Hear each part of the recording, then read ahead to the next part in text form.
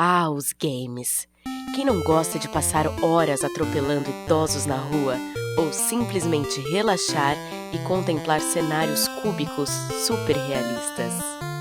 A indústria de games se consolidou como uma das mais lucrativas do mundo do entretenimento. Enquanto a música e o cinema juntos faturaram em torno de 60 bilhões de dólares, a indústria dos games sozinha arrecadou 134 bilhões de dólares. É muito dinheiro. A indústria em si de games começou a se organizar, assim, a gente considera ela uma indústria nova. Ela começou a se organizar em 2013, 2014, tendo os primeiros apoios governamentais, gerando os primeiros cases. Então, assim, a imagem mudou, a imagem é muito boa, mas eu acho que ainda tem potencial para crescer. No Brasil, a indústria está em plena expansão. Os games, em geral, movimentaram 1,5 bilhões de dólares em 2018.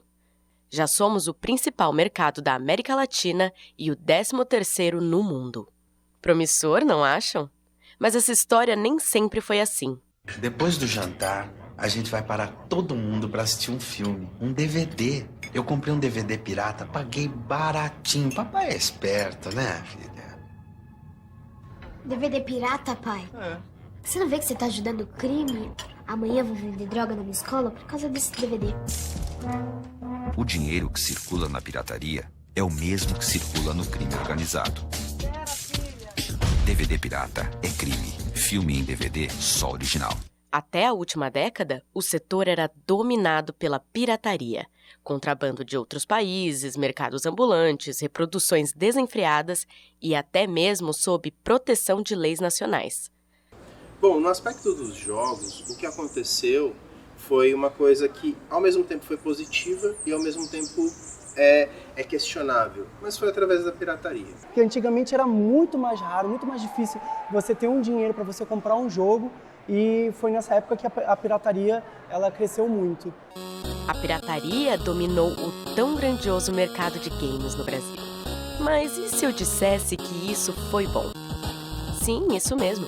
E se eu dissesse que apesar do contrabando, vendas ilegais, crime organizado, milhões ou até bilhões de reais em prejuízo, a pirataria teve algo de positivo? Duvida? Tá, então relaxa, se acomode aí e venha ver esse documentário. Sim, esse é um documentário sobre pirataria.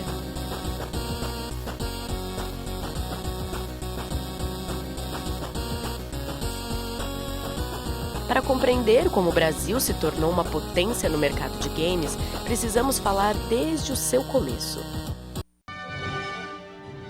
31 de março de 1964.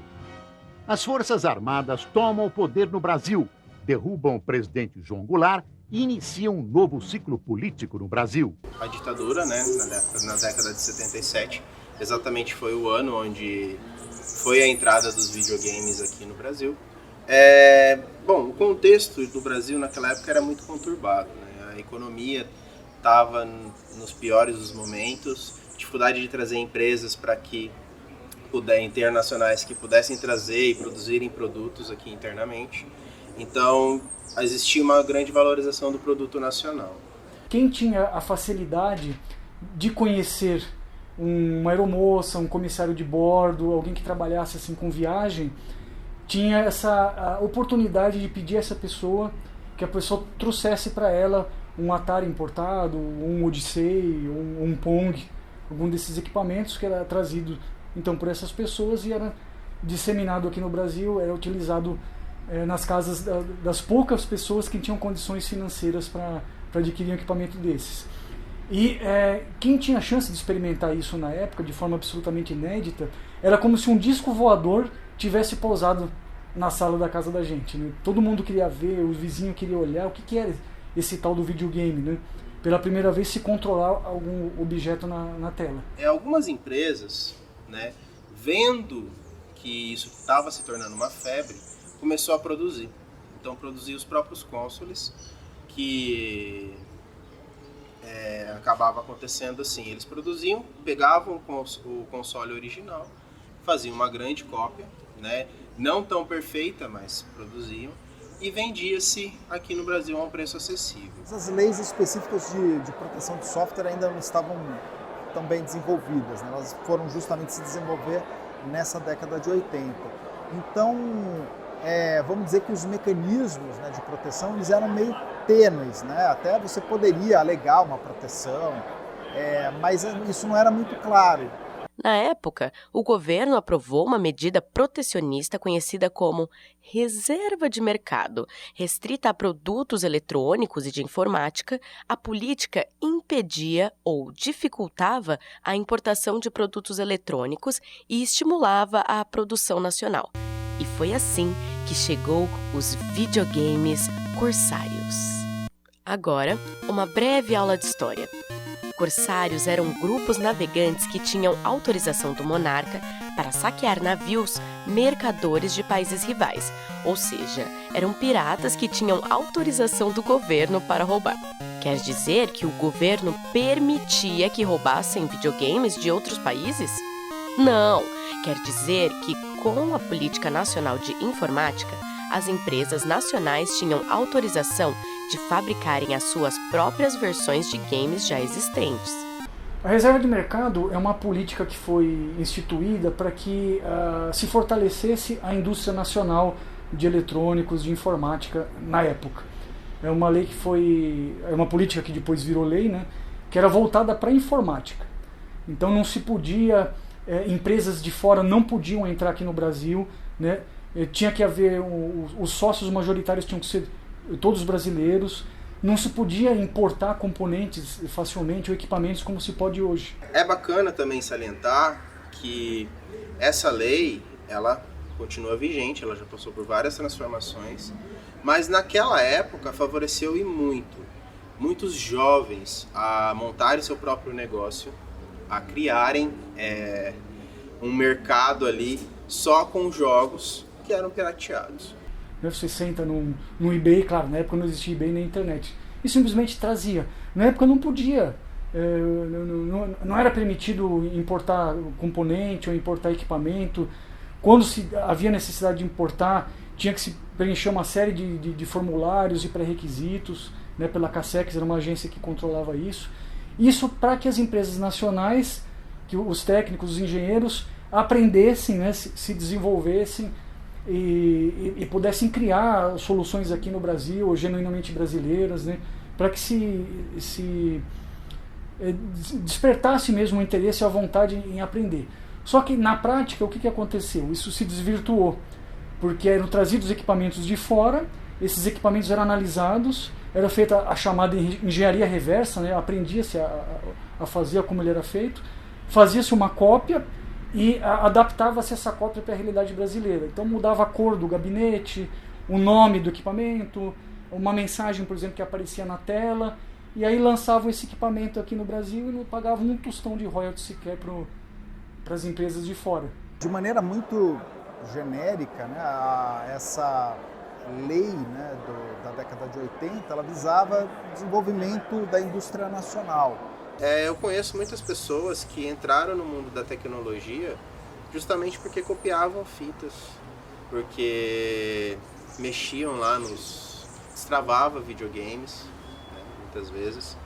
Então o Estado acabou se beneficiando e a lei, ela vem só realmente para apoiar a pirataria de uma maneira ali mais velada. Com isso, muitas empresas criaram os seus próprios Ataris, videogames que difundiram e popularizaram o console no país.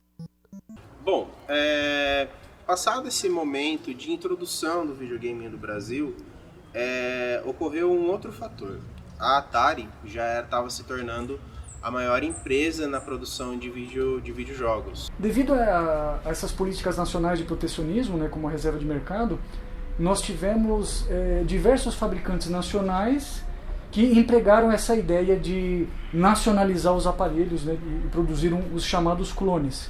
Então eles desmontaram o Atari, analisaram a placa, os chips, tudo, e criaram consoles diferentes do Atari, né, com gabinetes, com os cases plásticos diferentes, assim, eles descaracterizavam o equipamento original, alteravam a cor do gabinete, o nome do aparelho, inscrição que aparecia na tela. Por ela estar dominando o mercado, já ter vendido em alguns títulos mais de 1 bilhão de cópias, o que aconteceu era que o seu próprio produtor, né, o produtor da Atari, eles tinham conhecimento de que o Brasil fazia dessa forma. E ele tinha noção de que o brasileiro tinha só esse meio para poder usar o seu produto. Então, o que ele fazia? Na parte do contrabando, ele também mandava as fitas, mandava os jogos para serem distribuídos no mercado negro. Não só os aparelhos, os videogames, mas principalmente os cartuchos foram clonados também no Brasil. E era fácil de clonar. Bastava alguém trazer de viagem um cartucho lançamento da Activision ou da própria Atari. Esse cartucho era desmontado, era tirada a memória EEPROM dele, ou a ROM, era colocado num leitor, isso era passado para um computador, né, e podia ser regravado em escala industrial, 8 chips por vez, 10, 12, dependendo do gravador que tinha. Porque o MSX ele vinha com cassete. E como que o cassete era lido? Ele era lido através de som. Então você colocava uma fita cassete e tinha um som que era assim, ó, tipo aquele som de internet no começo da época. Esse som era os bits, bit sim, bit não, bit sim, bit não. Então o computador entendia esses bits e ele lia o jogo. Só que imagina você ter uma fita cassete no play em tempo real, era e ficava, cara, 10 minutos, 15 minutos para ler um jogo de 5K. E do ponto de vista da nossa realidade do Brasil, isso não era bem uma pirataria do nosso ponto de vista. Por quê? Porque as empresas eram constituídas, tinham funcionários, esses funcionários eram remunerados, as empresas pagavam imposto. Então, estava tudo na legalidade dentro do aspecto do Brasil. O detalhe é que os royalties, né, as patentes não eram respeitadas, não ia um tostão de direitos autorais de royalties para as empresas americanas, mas no ponto de vista do Brasil, era uma empresa como qualquer outra. Né? Bom, como eu falei, né, a lei da informática ela veio justamente porque o governo não soube frear de outras maneiras a pirataria no Brasil. E, curiosamente, os próprios empresários ou funcionários de grandes empresas como a Gradiente ou a Philips, que licenciaram os aparelhos, eles já disseram em entrevista que se não fosse os clones, esse monte de cartucho pirata, talvez os aparelhos não tivessem tido tanto sucesso, porque tinha variedade de cartucho, eles eram mais baratos do que cartucho da marca, por exemplo, da Polivox, do Atari, e foi aquela febre, né? Tinha cartucho de Atari até em açougue, se bobeasse na época. Foi uma coisa bizarra, uma coisa pitoresca e particular do nosso país. Isso não acontecia em nenhum outro lugar do mundo na época. Além das criações de consoles, também tivemos as adaptações caseiras feitas para portar o aparelho no sistema brasileiro. E é bacana porque nesse momento aí acabou também criando um outro tipo de comércio. Esses equipamentos eles vinham de fora e nos Estados Unidos esse sistema de televisão era NTSC. Aqui no Brasil a gente usava o PAL-M, ainda usa hoje, né? Então a pessoa trazia um equipamento desse, ligava no televisor e ficava em branco e preto a imagem. E você ter um Atari que já tinha cores, jogar em branco e preto não tinha tanta graça. E no Brasil, sabendo disso, começou a criar um comércio de que eles criavam transformadores ou conversores para converter esse sinal de NTSC para PAL-N, né, no caso. Já logo algumas eletrônicas já possuíam isso, já anunciavam também nos jornais a conversão desses equipamentos. Alguns desavisados que compravam a Atari e ligavam na tela e via tudo preto e branco, queriam jogar fora, achavam que o videogame não pegava, mas era só uma questão de conversão.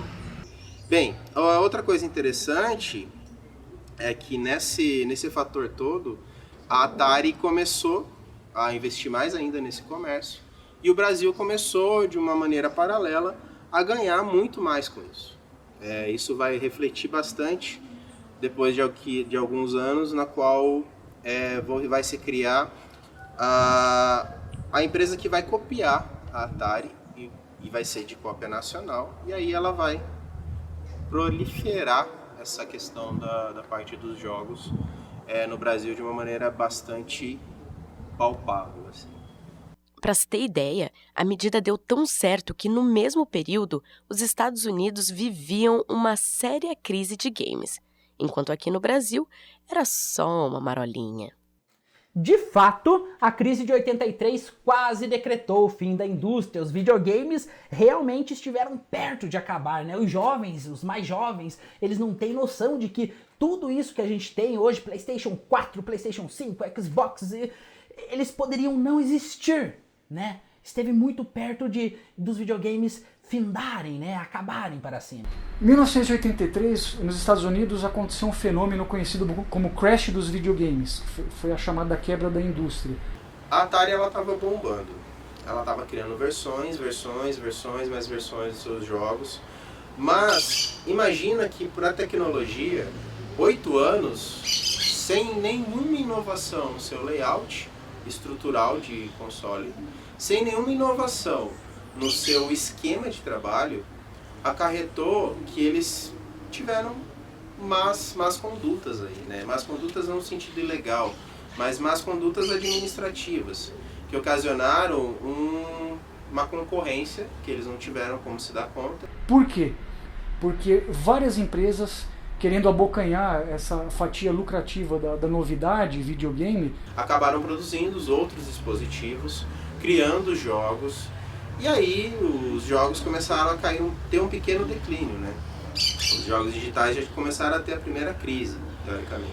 Começaram a lançar jogos cada vez piores, só por lançar, muito jogo feito em fundo de quintal, né? Jogo que cobravam 10, 15 dólares, que não valia de repente $1, né? Havia essa enxurrada de cartuchos, principalmente para o Atari, de qualidade duvidosíssima. Os primeiros microcomputadores pessoais começavam a chegar, que também tinham jogos e podiam ser utilizados para fazer trabalho, para alguma outra coisa. E aqui no Brasil, em 83, foi justamente o ano que isso estava explodindo. Era a grande novidade do momento, né? Os jornais do Natal de 83 chamavam o Natal do videogame, o Natal do Atari, né? Aqui estava explodindo. Por que o ano de 83? Porque em 83 as empresas lançaram de fato os aparelhos em solo brasileiro, fabricados, né, produzidos aqui e lançados à venda em grandes magazines como o Mapping, a Mesbla. Você não precisava depender só da aeromoça trazer para você, ou do contrabando. Não, você ia no Mapping, numa Mesbla, você comprava um Atari parcelado, achava em todo lugar, né? Empresas como a Gradiente e a Sharp, por exemplo, e a Philips tinham uma rede de distribuição imensa. Os produtos chegavam no Brasil inteiro. Então aqui estava explodindo e lá fora estava morrendo. O Brasil sempre atrasado, né? O concorrente brasileiro aqui, da Atari, que criou a sua própria empresa e copiou os dispositivos da Atari perfeitamente, tinha o direito legal de vender esse dispositivo aqui no Brasil, e quem não podia comprar o Atari original comprava esse. Já com um conversor de PAL-N perfeito, com as fitas totalmente já, teoricamente, ou traduzidas ou já adaptadas. Então, o Brasil não sentiu muito isso. Porém, a relação maior que o Brasil pode ter, e por tabela, é que o Brasil lucrou tanto, mas o Brasil nunca repassou esse dinheiro para o criador da Atari, né, para a empresa Atari. Bom, após o crash, né, do videogame em 83, os americanos voltaram a se interessar por videogame com o NES, com o Nintendo, que chegou nos Estados Unidos em 85. E interessante o não uso da palavra videogame. Era Nintendo Entertainment System, sistema de entretenimento da Nintendo. Não se usou a palavra videogame porque ficou aquela coisa ruim do crash, então eles quiseram desassociar isso. A Nintendo, né, começou ela acabou, a crise que ocorria nos Estados Unidos na questão dos videogames, a Nintendo veio e deu aquele novo fôlego para o mercado. Muitos videogames foram criados na época e se popularizaram. Os mais conhecidos eram o Dynavision da Dynacon e o Phantom System da Gradiente. Aqui no Brasil, o Nintendo demorou para chegar, né? Ele chegou só em 89 com o Dynavision 2 e com o Phantom System da Gradiente. E de maneira interessante, as empresas que pirateavam os cartuchos de Atari aqui no Brasil, algumas conseguiram e passaram para a geração do NES. Em relação à Nintendo, o que aconteceu foi já uma resistência, né? A Nintendo é uma empresa japonesa e aí os japoneses não deixaram barato. O que acabou acontecendo? A Nintendo criou o Mario, o Donkey Kong, criou o Nintendinho. E esses jogos, quando vieram e entraram pelo mercado, eles vieram com um preço normal, mas tentaram pela via da pirataria, eles tiveram resistência por causa do travamento do dispositivo. Então os japoneses, os produtores da Nintendo, criaram dispositivos que travavam você rodar qualquer dispositivo que não fosse original ou compatível com o equipamento. Isso aí gerou-se mais trabalho, mais mão de obra, mas não foi um empecilho. Até porque várias outras empresas começaram a produzir cópias, a continuar ainda copiando os jogos, só que de maneira um pouco mais complexa. E aumentou somente a demanda técnica, a demanda de procura de pessoas que destravassem equipamentos. Então a Milmar, que fabricava cartuchos para o Atari, né, para o Dactari, primeiro e depois para o Dactar, produziu cartuchos clones do NES. Né? O próprio Phantom System, que surgiu como um clone, né, do NES, também teve alguns jogos pela Falcon Soft. Teve outras empresas também da época do Atari que fabricavam cartuchos clones para o NES. Então, a época do NES aqui no Brasil, ela ecoou muito a época do Atari, com clones, gabinetes diferentes, aparelhos, né, os próprios videogames clonados do NES e do Famicom de diversas marcas, né? Isso tornou o sistema, o Nintendinho no caso, bastante acessível, principalmente para aqueles que não poderiam comprar um console original, que na época tinha que ser importado. Só que o contraponto disso, e que é a minha opinião, é que, ao contrário do que a lei estava propondo, que era desenvolver e evoluir a nossa indústria nacional, a nossa indústria de tecnologia, a nossa indústria de videogames, as empresas praticamente se acomodaram, ganhando dinheiro em cima da propriedade intelectual de outrem, né, da Nintendo nesse caso, e nenhuma grande evolução tecnológica no ramo dos games, e nenhum ramo praticamente acabou acontecendo.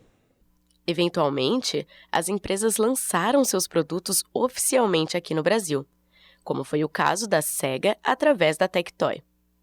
Mas os videogames clones eram tão populares e muito mais baratos que isso não impediu a prática de piratear games no país. A Sega, historicamente, sempre foi rival da Nintendo. Nos Estados Unidos e Japão, era clara a guerra entre as duas empresas em busca de monopólio. Já aqui no Brasil, a Sega lutou também contra a Nintendo, mas não a Nintendo propriamente dita, e sim os conhecidos Famiclones. Famiclone é um termo informal usado para consoles que copiaram a empresa do Mario. Praticamente quase todos os videogames clonados aqui no Brasil eram um Nintendinho que sofreu algum tipo de modificação. O grande interessante é que no Brasil, as empresas que clonaram, né, ou fizeram cópias dos jogos da Nintendo, uma delas foi a Dynavision, né, criada por um grupo de adolescentes na época. Eles vieram com tudo. Os clones do NES, né, aqui nacionais, que tinham uma boa variedade, de novo, eles eram mais baratos do que ter acesso ao produto oficial, que aqui no Brasil, inclusive, foi chegar anos depois pela Playtronic. Né? Era mais barato adquirir um clone do NES que um produto oficial licenciado da Sega pela Tectoy. Então, fatalmente, era mais caro ter um Master System, né, e depois um Mega Drive que seja, ao ter um clone do NES. Isso não tem como comparar. Um produto é licenciado, os outros não. Mas depois, quando a Playtronic surgiu, né, a Playtronic foi uma junção da Gradiente com a Brinquedos Estrela, aí o NES oficial da Playtronic também era mais caro. Todos os cartuchos falsificados eram feitos baseados no hardware do NES, do Nintendinho, ou quase todos, pelo menos. Se existisse algum tipo de trava ou proteção nos cartuchos originais, ela era física, um pino de plástico, por exemplo, e não digital, como é feito nos CDs, DVDs e Blu-rays hoje em dia. Sendo assim, bastava retirar essa trava sem danificar a placa e pronto. Tanto o jogo original rodaria perfeito nos clones, quanto os falsificados rodariam perfeitos no NES, até porque os falsificados não tinham travas nenhumas, é claro. A minha sensação era de que era o mesmo videogame, com vários designers diferentes, e que eu podia escolher o design para jogar, era isso. Na minha cabeça não era uma coisa de reserva de mercado nem nada, era mais uma questão do tipo, ok, existem vários tipos de aparelho de videocassete que faz a mesma coisa, existem vários tipos de videogame que faz a mesma coisa, só que mais tarde que eu fui perceber que era uma base de uma gambiarra em termos de lei. Se lembram do popular Polystation? Sim, aquele videogame revolucionário que tinha a mesma forma e design do PlayStation. Então, ele era um Famiclone. E, por falar em PlayStation, a Sony lançou o seu popular videogame em 1994, trazendo consigo uma mídia que era revolucionária para a época, o Compact Disc, ou mais conhecida pelos parças como CD. O CD deu uma evolução histórica na indústria de games, já que através dessa mídia podia-se armazenar mais conteúdo, nascendo assim os games 3D, além de uma qualidade de áudio digital. E adivinha quem se aproveitou dessa mídia? Nossos amigos corsários? Nananina não. A partir da década de 90, depois de muitas sanções à reserva de mercado, deu uma esfriada, né? E agora os videogames vendidos no país eram de fato originais. Claro que todo mundo dava aquela passada ali no Paraguai para comprar o seu. Mas o que eu quero dizer é que você não estava mais comprando um Nintendo disfarçado de Phantom System. Agora você comprava um PlayStation de verdade. A pirataria nesses consoles só foi forte em países de terceiro mundo, nas grandes economias, nos grandes centros econômicos, mercados internacionais, Estados Unidos, Japão, Europa, o oeste da Europa, né, o leste nem tanto. A pirataria praticamente não existiu, ela foi muito pequena. Mesmo com o PlayStation 1 e 2, o Brasil viu uma verdadeira onda pirata. Por ser mais fácil de se reproduzir, o CD foi amplamente pirateado. O console, apesar de contar com uma proteção anti-pirataria, ela era facilmente quebrada. Vivemos aqui a era de ouro da pirataria. E eu acredito que serviu muito para popularizar os jogos, desde PlayStation, né, que tinha mídia em CD, que era muito fácil de piratear, você podia comprar em qualquer lugar, R$5 o CD, às vezes, sei lá, mais barato que isso. E isso fez com que popularizasse bastante, né? Porque era fácil, era acessível de comprar. Vamos entender que é o valor. O valor do jogo, hoje, ele é caro, né? E sempre foi caro. E se você comparar nas décadas de início, também eram caros. Então esse ambiente ele nunca mudou, esse cenário nunca mudou no mercado.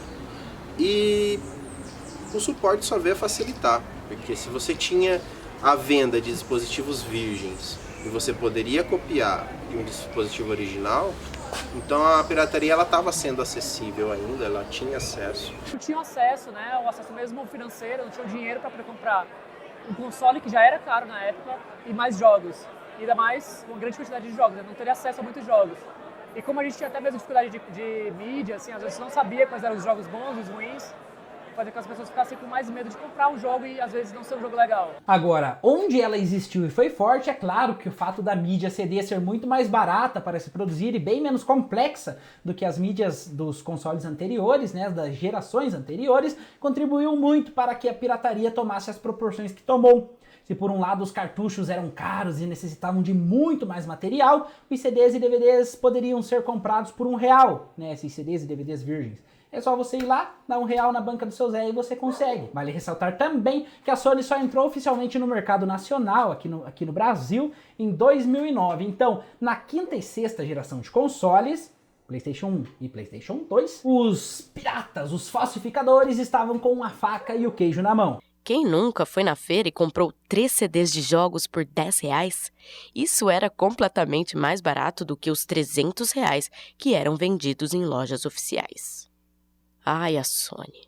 A Sony foi a empresa que mais sofreu com a pirataria. Praticamente todo o PlayStation 1 e 2 sofreram desse problema. Mas foi a Sony que também resolveu o problema da pirataria e de forma simples e revolucionária. Primeiramente, eles mudaram a mídia. Antes era o CD no Play 1 e depois o DVD no Play 2. Para o Play 3, eles criaram uma mídia nova, o Blu-ray. Este tipo de mídia permitia armazenar códigos individuais para cada tipo de CD. Sendo assim, um Blu-ray nunca era igual ao outro, o que dificultava a cópia dessa mídia. Outra coisa bacana é que a PlayStation, um dos recursos que ela usou para bloquear um pouco a pirataria foi melhorar a potência dos seus canhões. Então as mídias na qual ela gravava os jogos tinham um suporte bem maior. Tinha um suporte bem maior de taxa de rotação do próprio CD e de leitura do próprio canhão. O que era diferente das mídias dos aparelhos de som ou de DVD comuns. Ela criou isso, depois ela foi mudando os dispositivos, ou seja, de CD, DVD, foi passando para Blu-ray. Mas acredito que hoje em dia essa pirataria venha diminuindo cada vez mais porque os preços estão ficando mais acessíveis. Hoje em dia cada um tem videogames, os sistemas de videogames eles são anti-pirataria hoje em dia, né? Então isso está contribuindo para a pirataria diminuir. Mas não foram só eles que fizeram acabar com a pirataria. Tanto a Sony como outras empresas começaram a oferecer serviços para seus jogos, como o modo online, o sistema de conquistas e lançar games no idioma no país nativo. Quem comprasse o jogo original aqui no Brasil podia ver que ele estava legendado ou dublado em português. Esse sempre foi o sonho da comunidade gamer, um game em seu idioma natal. Cassie Cage. Acho que vai rolar uma luta. O serviço online também foi o principal fator, já que todos queriam se conectar em qualquer canto do mundo para poder jogar em comunidade.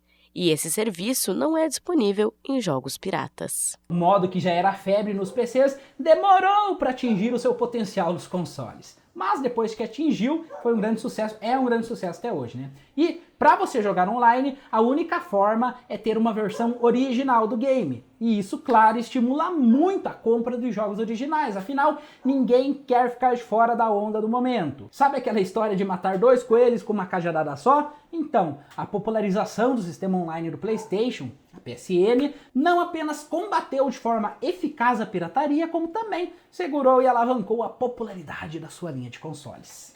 Então, o jogo em si, ele criou proporções com essa facilidade que a Steam criou de os jogos ficarem mais baratos, jogos serem cedidos de maneira gratuita, algumas vezes algumas promoções que a própria loja fornece. Então isso só traz benefício e crescimento do produto aqui no Brasil. Países com economia mais forte e menos burocráticos vendem mais jogos porque os vende mais barato. Como no Brasil, os impostos são muito altos e o poder de compra do consumidor é muito pequeno, a pirataria se torna cada vez mais atrativa. A Steam, digamos que veio para quebrar esse paradigma, né? Uma vez que ela consegue vender games em mídia digital, eliminando todos os custos com mídia física, né, e todos os encargos tributários que estão ligados diretamente à mídia física. Então, assim, precisa ter o equilíbrio. É bom, mas com parcimônia. Até porque já existem disputas entre a Steam, a Ubisoft, disputas entre a Epic Games. São lojas onde os jogos são de maneira stream. Tá, e agora que conhecemos a história, vocês devem estar ansiosos para saber como é que a pirataria foi boa para a indústria brasileira. A resposta é simples. Como o mercado original era extremamente caro para o nível do consumidor da época, foi através dos clones e da pirataria que o brasileiro teve o contato com o videogame. De uma maneira geral, isso ajudou a alavancar a novidade videogame naquele momento no Brasil, quando era novidade, né, em 83, 84. Naquela época chegava a ser um valor até, acho que mais acima da média de hoje em dia, está um pouco mais barato do que antigamente, né? Hoje está mais acessível, digamos assim. Isso foi vital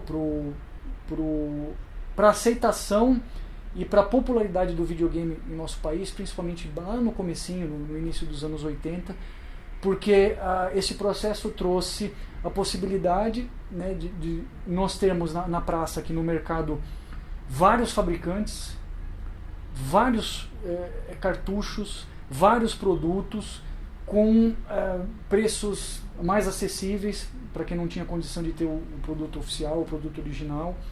Se não fosse através desse meio, como é que o brasileiro iria conhecer consagradas franquias como Mario, Sonic, Resident Evil e GTA? Hoje em dia compramos esses jogos porque conhecemos eles, sabemos do que se trata e queremos juntos acompanhar a evolução daqueles games que conhecemos no passado. E um fato bem importante é que o Brasil é o país que mais joga Just Dance. Não é o que traz mais lucro, mas é o que mais joga. Então a empresa parisiense, ela reconheceu isso, ela já colocou diversas músicas brasileiras no game e pela primeira vez o torneio mundial, que é sempre realizado em Paris, foi feito aqui em São Paulo. A gente sempre teve a questão dos mercados paralelos, não só no Brasil como na América Latina como um todo. Com o avanço da tecnologia, lógico, os métodos dos mercados paralelos modificam-se. E a indústria brasileira se tornou gigante, como podemos ver. A percepção sobre o Brasil é sensacional. Assim, todo mundo fala muito bem da indústria, tanto que um dado interessante via o projeto do Brasil Games, a gente tem 40 compradores internacionais que vieram convidados pelo projeto, mas na verdade a gente tem 120 no festival de uma maneira geral, que já a diferença vem por conta própria. Cada vez mais, assim como um setor extremamente globalizado, as empresas começam a olhar para o Brasil, principalmente porque nós temos serviços de alta qualidade para o outsourcing, para o external development, e produtos de IP própria muito, muito bons também. A indústria em si de games começou a se organizar, assim, a gente considera ela uma indústria nova. Ela começou a se organizar em 2013, 2014, trazendo o governo para discutir política pública, tendo os primeiros apoios governamentais, gerando os primeiros cases. Então, assim, a imagem mudou pelo que eu consigo, né, como a Pets, conversar com os compradores internacionais, tanto aqui no Big quanto nos eventos fora do país que a gente faz. A imagem é muito boa, mas eu acho que ainda tem potencial para crescer. Sediamos grandes feiras de jogos, como a Big Festival, maior evento de game independente da América Latina, que no último ano movimentou cerca de 50 milhões de dólares. As rodadas de negócios aqui, elas são livres, então geralmente você tem um modelo de compradores e vendedores. No Big Festival a gente não faz essa distinção. As empresas elas podem se encontrar livremente entre si, então assim, a gente tem compradores internacionais que participam de feiras internacionais, todas as nossas empresas brasileiras, mas a gente teve quase que o valor dobrou desde a primeira edição até agora em negócios gerados. Em 2018 foram, se eu não me engano, 50 milhões de dólares estimados que foram gerados a partir dessas reuniões de negócios aqui no Big Festival. Aqui no Brasil a gente consegue trazer esses compradores internacionais e oferecer essas reuniões para essas empresas mais jovens por um preço muito mais acessível. Temos um museu do videogame que guarda com muito carinho a nossa história com os mais diversos consoles criados no Brasil. O Museu do Videogame ele foi criado em 2011 pelo meu irmão, que é o curador do Museu do Videogame, o Cleidson Lima. Ele colecionava videogames dentro de casa. A partir daí a gente criou lá em 2011 um evento, uma exposição que ainda no início tinha cerca de 80 videogames e que hoje se tornou itinerante e roda todas as cidades brasileiras, né?